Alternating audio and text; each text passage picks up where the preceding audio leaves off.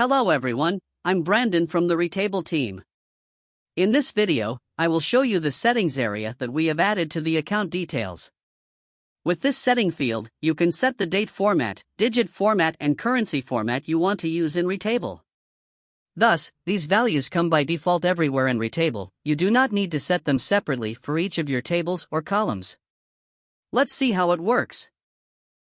When you save your preferences from the setting area on your account detail page, all date, digit and currency formats in Retable will come as default according to your choices.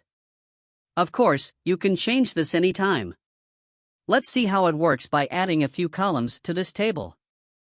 Now I add a date, currency, and number column. Then we will add data to these columns and you will see that everything comes in accordance with the preferences you made in the setting area.